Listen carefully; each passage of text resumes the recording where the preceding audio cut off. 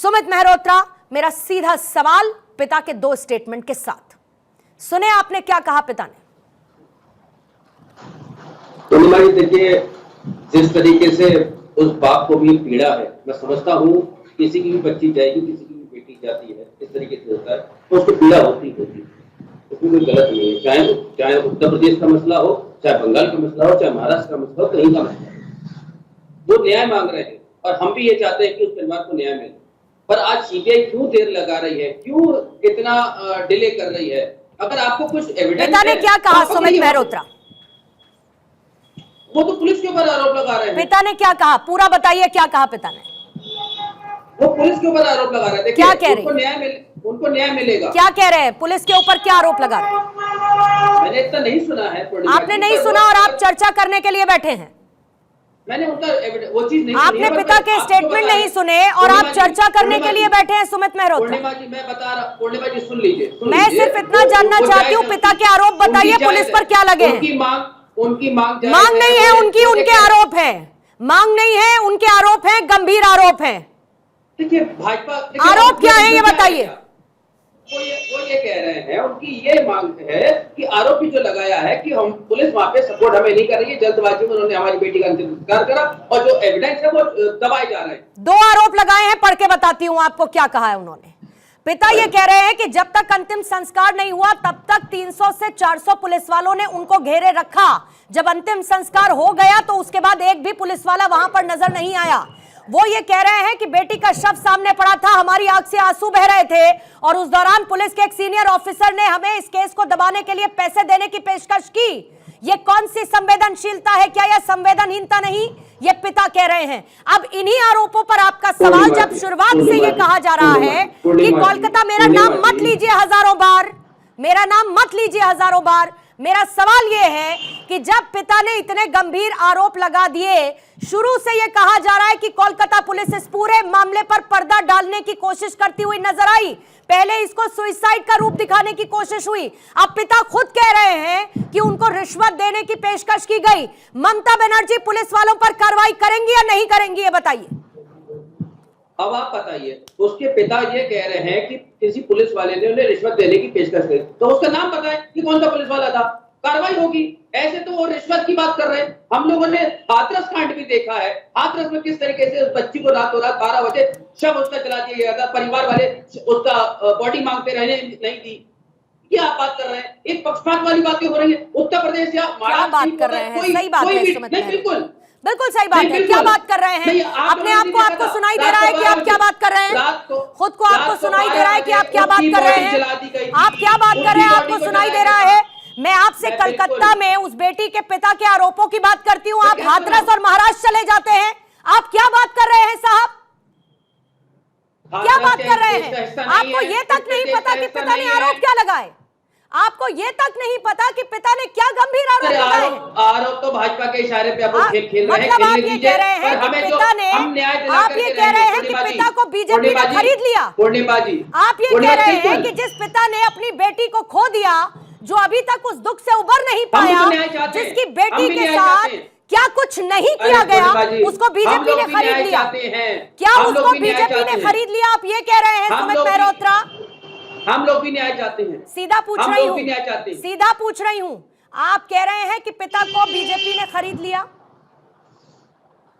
हो सकता है, हो सकता है। तो शर्म आनी चाहिए फिर आपको अपने ऊपर, फिर आपको शर्म आनी चाहिए। अगर ये हो सकता है तो आपको शर्म आनी चाहिए, आपको शर्म आनी चाहिए। फिर सुमित मेहरोत्रा, अगर आपको ऐसा लगता है कि ऐसा हो सकता है, उस बेटी और बहन को न्याय मिले, एक बाप को, एक पिता के उस दर्द को आपको समझ भी नहीं आ रहा होगा कि क्या बीत रही है उस आदमी पर, जिसकी बेटी के प्राइवेट पार्ट से लेकर पता नहीं उसके साथ साथ क्या क्या कर दिया गया। केवल भाजपा इसमें गेम खेल रही है बंगाल में। Shame on you Sumit Mehrotra, shame on you, shame on you. आप लोग तो देखिए पूर्णिमा जी, आप लोग माधवी अग्रवाल, पर हम लोग पिता को खरीद लिया आपने, हर किसी को आपने खरीद लिया। वहां जो प्रोटेस्ट हुआ, आपने वो प्रोटेस्ट करने वाले हर एक आदमी को घेर लिया। कल जब सब लोग सड़क पर कैंडल मार्च कर रहे थे, मोमबत्ती जला रहे थे, सड़कों पर हजारों लाखों की भीड़ है, पिछले 28 दिन से आपने सबको खरीद लिया। ये कह रहे हैं बंगाल की पार्टी के लोग, यानी कि टीएमसी के लोग। पूर्णिमा जी, आप बार बार कह रही हैं कि आपको इनको शर्म आनी चाहिए, लेकिन मैं बता देती हूँ इनको शर्म नहीं आएगी, कभी नहीं आएगी।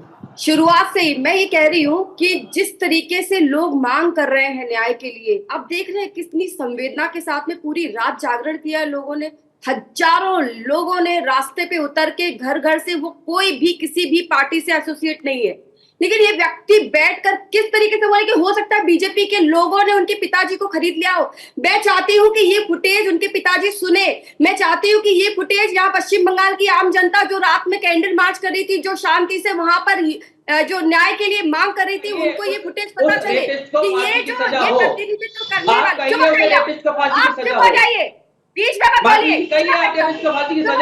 हम तो कह रहे हैं रेपिस्ट को फांसी की सजा हो। बिल्कुल चाल नहीं है आपको। रेपिस्ट को फांसी की सजा हो। आप लोगों ने एक बार भी कहा रेपिस्ट को फांसी की सजा हो? आप लोग एक बार नहीं बोले। राजनीति करनी है ना, आप लोग एक बार नहीं बोले जनता भी देख रही है। फांसी की सजा हो। आप लोग उसे बचाने में लगे हुए हैं। धर्म होता है इंसान के अंदर में, अगर हम वो तो अच्छा चाहते हैं मनुष्य रेपिस्ट नहीं को है फांसी की ना, सजा तो हो। ना अच्छा राजनीतिक अरे बन पाएगा, माधुरी जी, ना आप अच्छा लोग सामाजिक व्यक्ति बन पाएगा। बंगाल में और आप लेकर लोगों ने के आज की केवल बता आप दिया, लोगों आज को आप लोगों ढिंढोरा मानव पीट का रहे नाम की कोई हैं। चीज हमें नहीं भी है। दुख चुप है हो जाइए, उस परिवार मैंने की आपके बहन की समय में बेटी बिल्कुल भी नहीं बोला था। आप चुप हो जाइए, बीच में बिल्कुल इंटरप्ट नहीं करेंगे आप। आपने अपनी बात जब बोली तब मैं बिल्कुल सुन रही थी आपकी बात, और आप तो एंकर की बात भी नहीं लगने दे रहे। पूर्णिमा जी को भी आप बीजेपी वाला ही बताने वाले हैं। बोलिए अपनी बात, बोलिए अपनी बात माधुरी जी। जिस तरीके की स्थिति बनी थी, एक एक पर्दे इनके टूट रहे हैं, और जो हालात है वो बता रहे हैं पहले दिन से। और आज तो चुप हो जाइए आप बीच में नहीं बोलेंगे, चुप हो जाइए आप। सुमित मैं मेहरोत्रा आपके बीच में इंटरप्ट नहीं करी थी, मुद्दे पर एथिकली एक मिनट माधवी जी रुकिएगा, एक मिनट माधवी जी रुकिएगा, एक मिनट माधवी जी रुकिएगा। पूर्णिमा जी, बंगाल को लेकर के खूबिया हो गया, बंगाल को लेकर खूबिया हो गया भाजपा को। सुमित मेहरोत्रा मेरी बात सुनिए। इन लोगों की यही एक आदत है, सेकंड। ये सुमित हर समय मेहरोत्रा, महाराष्ट्र में आप लोगों ने एक बार भी कहा आरोपियों को फांसी की सजा हो। किसी भी तरीके महाराष्ट्र से में आप लोगों ने कहा फांसी की आपको सजा ये हो। कहने हम का कह रहे हैं फांसी अधिकार की सजा हो। नहीं, शेम ऑन यू, क्योंकि आपको लगता है एक पिता जिसकी बेटी की इतनी निर्मम हत्या और उससे पहले रेप, जघन्य अपराध, उसके पिता को हो सकता है बीजेपी ने खरीद लिया हो। आपको कोई अधिकार नहीं दूसरे को ये कहने का कि शेम ऑन यू।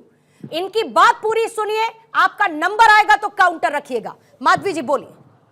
पूर्णिमा जी, हम लोगों ने शुरू से ये बात कही और प्रथम दिन से, चाहे वो कॉल जाने से लेकर, हम इस पे बहुत बृहद चर्चा कर चुके हैं, बहुत बार चर्चा कर चुके हैं, और हमें अफसोस हो रहा है कि हमें रोज रोज इस बात पे चर्चा करनी पड़ रही है कि न्याय मिलेगा। ये बेशर्मों की तरह आकर बोल रहे हैं हम चाहते हैं बेटी को न्याय मिले, लेकिन आप बताइए सीबीआई पर उंगली उठाने वाले जब तोड़फोड़ करवाएंगे बगल के कमरे में, और जहां पर ये पता नहीं चल रहा है कि कहां पे असली घटना घटित हुई है, सेमिनार हॉल में घटित हुई है या जहां पर इन लोगों ने दूसरे दिन रेनोवेशन का काम शुरू किया था वहां घटित हुई है। ये पुलिस से लेके लोगों को, जो स्टूडेंट्स हैं उन लोगों को, डॉक्टरों को, सब लोगों को राजनीति के साथ जोड़ रहे हैं। मैं चाहती हूँ कि ये इन लोगों की जो असलियत है ना वो देखे, ये जनता देखे, पश्चिम बंगाल की जनता जो रात को रो रही थी। मैं बता रही हूँ, मेरे घर में जो हेल्पर है ना वो लोग भी रात को निकल के प्रोटेस्ट कर रहे हैं। ये हालत है पश्चिम बंगाल के अंदर में, और ये बैठ के बोले कि बीजेपी ने उनके पिताजी को खरीद लिया है। इनको शर्म नहीं आती है, बेशर्म लोग हैं ये लोग। मैं कहती हूँ कि इनको शर्म आनी चाहिए कि जिस तरीके से, और ये पहली घटना है क्या,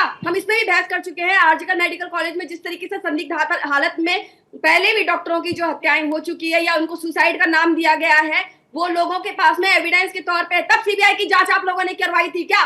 तब आपकी पुलिस कहां थी? तब आपकी ममता बनर्जी कहां थी? सीपीएम और ममता बनर्जी में क्या अंतर है मुझे बताइए। आप लोगों को ये दिख नहीं रहा है कि किस तरीके से हजारों लोग रात भर जागरण कर रहे हैं और एकदम शांति मार्च और शांति के साथ में प्रोटेस्ट कर रहे हैं। आप उन लोगों को बोल रहे हैं कि उन लोगों को बीजेपी ने खरीद लिया है। ठीक है, बीजेपी ने खरीद लिया है। आप लोग ये कहना चाह रहे हैं आपकी पुलिस वहां पे तोड़फोड़ करने के लिए लोगों को इजाजत